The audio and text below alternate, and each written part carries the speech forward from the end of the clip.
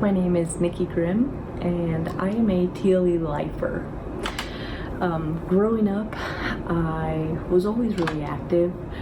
Through high school and through college, intramurals, I played basketball and softball. And then after college, I didn't really have a fitness routine. So I turned to running, and I absolutely became obsessed and fell in love with it. And over the years, I've done countless half marathons. I've run a few full marathons, and absolutely just loved it.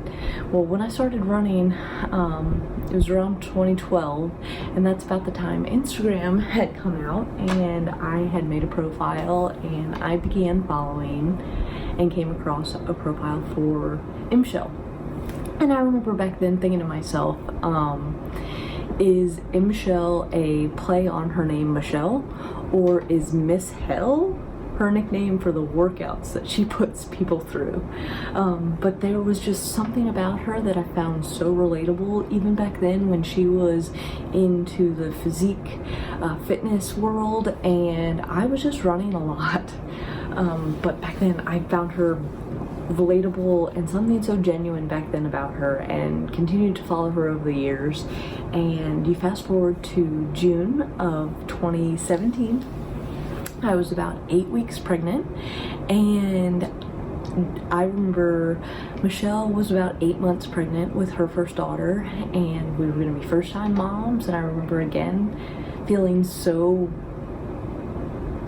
connected to her from so far away and following her journey, and such inspiration all the time, and so real, and constantly sharing the struggles along with the triumphs. And so her and John announced a boot camp they were going to do, and I remember thinking that I wanted something a little bit more than running through my pregnancy, because I wasn't going to be able to keep up the distances and such that I had run before. So I remember thinking I wanted something a little bit more, so I signed up for this boot camp, and I sent them an email and let them know that I was 8 weeks pregnant, and did they think that I could complete this program. I remember Michelle emailing me back and being very encouraging and telling me that I would do great, and I could sub any of the ab exercises for squats and be absolutely fine. And squats are a pregnant woman's perfect exercise, so I was in, and it was hard. It was 4 weeks that absolutely kicked my butt. I remember printing out the PDFs for the workouts every day and locking myself in our bedroom and doing the workouts because I didn't want anyone to see me. And I remember finishing that boot camp and thinking, oh, I have a little binder of workouts. This is great that I'll continue to run through my pregnancy. And so I didn't sign up for any more boot camps, and that was my plan. So December 24th, 2017, my daughter Wrigley is born. And I had an easy pregnancy, easy labor. She was born Christmas Eve. We came home Christmas Day, and everything was going great. And 2 days after we brought her home, we were rushed to Children's Hospital because Wrigley was having seizures. And this is where we learned that Wrigley had a rare genetic disorder. It was a urea cycle disorder. Now, a urea cycle disorder is a disorder that leaves your liver unable to properly break down protein. And when this protein is not all properly broken down, it will result in a buildup of ammonia in your system. Now, a buildup of ammonia in your system is toxic. It's toxic to the brain. It can lead to irreversible brain damage. It can lead to coma. It can absolutely lead to death. Just very, very negative consequences for this ammonia buildup, and that would be a result of too much protein because her liver couldn't break it down. So this meant 100% strict very strict meal plan for Wrigley, and this was our new life. We were weighing and counting and measuring every ounce of formula that went into her at that point in time. And we had to make sure that she got all of it in. So not only were we worried about her having too much protein, but there was also the constant worry that she wouldn't get enough protein in. And without enough protein, it was a possibility that her body could go into a catabolic state in very high level, in which her muscles would then release protein, and a surge of protein into her system would result in the hyperammonia crisis, just the same as her eating too much protein. When Wrigley started solids, we would have to weigh her food before she ate. We would weigh it after she ate to know exactly to the 100th of a gram how much she had consumed. We paid for a subscription to a service that gave us very, very detailed nutrition facts, more detailed than you'd find on just the back of the box or the package. And this was for thousands of food in that database. So we would be in the grocery store with that pulled up on our phone, and we would be checking nutrition facts and planning out what she was going to have throughout the day to make sure that she hit her protein goal but did not go above that protein goal at all. It was very, very stressful. The stress level in our house was very high to make sure that her diet every day was right on the mark. Like I said, we would weigh absolutely everything, and we would record every day, every meal in a food log. And this went on until we ended up with transplant. But when we first discovered this and we're first learning our new life of this very strict meal plan for her, Michelle was launching the Ladies Edge, and I would see these ads of her starting fires in trash cans and burning her meal plan, and that just sounded like gold to my ears, burning a meal plan that we were absolutely ball and chain with at the moment. It sounded so wonderful, but at the time, fitness was the furthest thing from my mind. We were absolutely diving in to learn everything we could about this disorder and just how to make Wrigley grow and thrive and be the absolute just best that she was going to be. And she was awesome, and she came home and ate like a champ, and we somehow managed it, and she did not have another crisis until we got transplanted she was about 11 months old.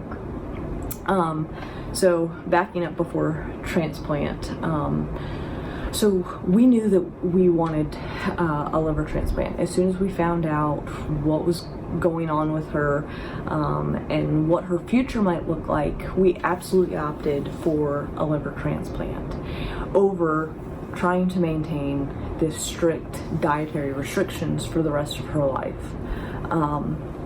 And even with the strict dietary restrictions, when she hit puberty, for instance, and her hormones were wonky, that could lead to a hyperammonia crisis that, again, with it being such a rare genetic disorder, there's not so much enough research about it to know what always causes these hyperammonia crises, and it was too far a risk for us to just accept for a lifetime for her. So we knew we wanted to go for a liver transplant. So we were already on the liver transplant list by the time Wrigley was 2 months old.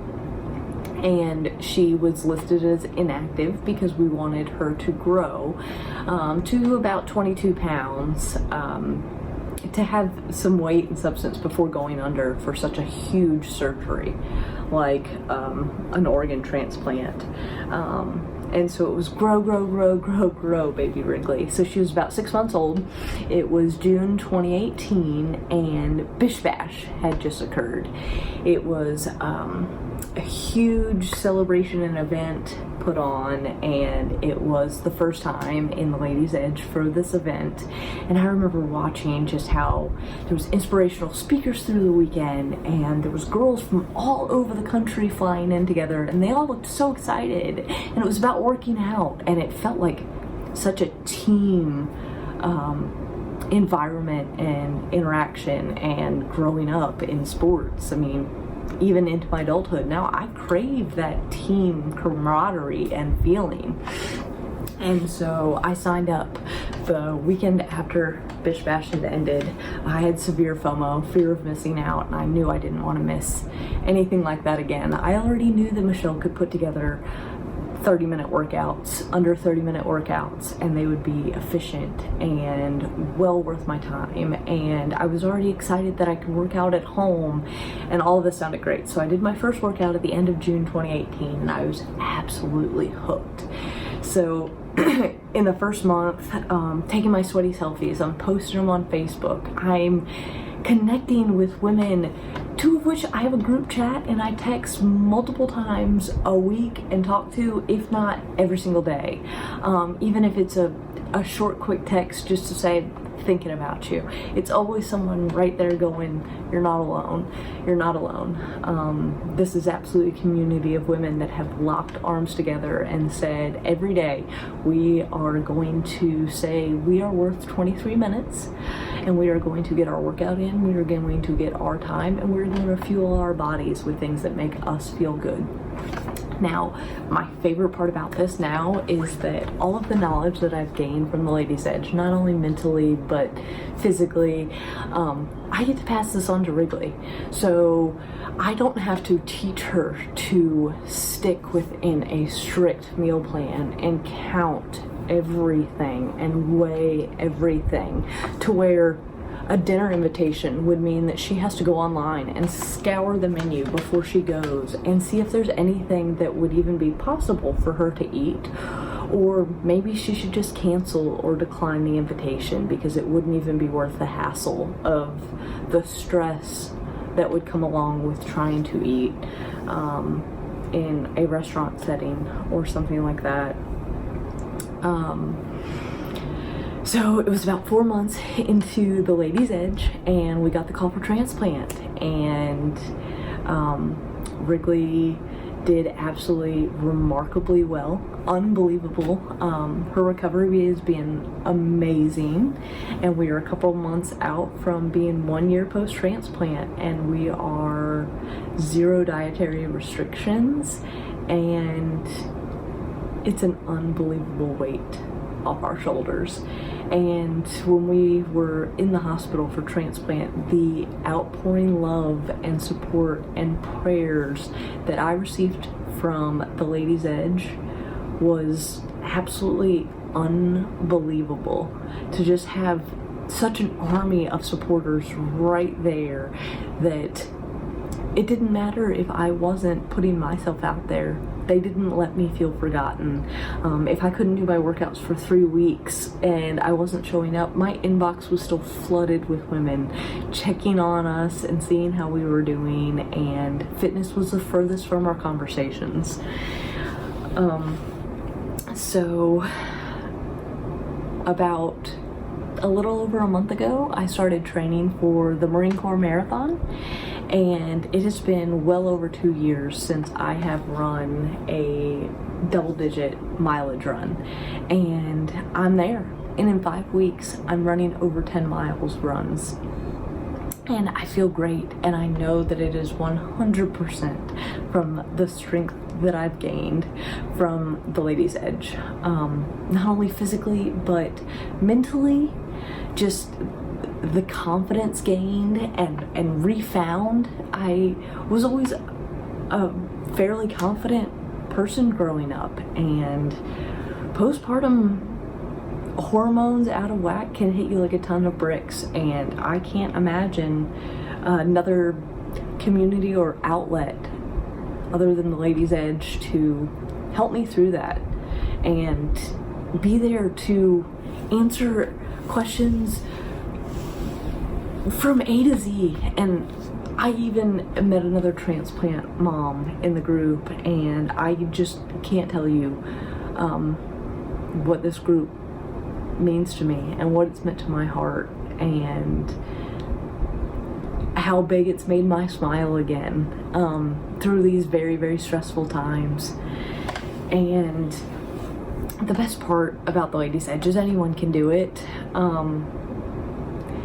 There's modifications that make it so easy for anyone. I had knee surgery in spring of 2009, and sometimes my knee is sore, and so I modify. Or sometimes Wrigley's hanging on my leg, and so I have a 26-pound weight modification. Or sometimes I'm traveling and I have to use resistance bands and body weights because you're not going to travel necessarily with your dumbbells, and I still get it done. You can always get it done. The best part is Michelle is right there every day with you, grinding in and out, and you lock arms with other women, and you jump on these Zooms, and you work out together as if you're in the same room. I mean, it's just, what a day and age that we are in, that community is right there. You don't have to be alone. You don't ever even have to work out alone. You can work out at home and not alone. You can tilt the camera so no one even knows if you have pants on. I mean, pantless workouts at home, I don't think you can beat them. If you're looking for what's next, then I tell you, come on. If you're looking for a community of active women that are open arms, waiting to take you in, waiting to support you, and I mean, I'm telling you, we're through all walks of life. I mean, it just is remarkable the amount of different women that you see coming together, and our commonality is our 23 minutes that we make a promise to ourselves and to each other to constantly be better and improve and just never settle. We can always be better. We can always be better, and we're all finding our happiness, and we're finding it together, which is the most fun. And with anything great in life, once you found it, your only wish is that you found it sooner.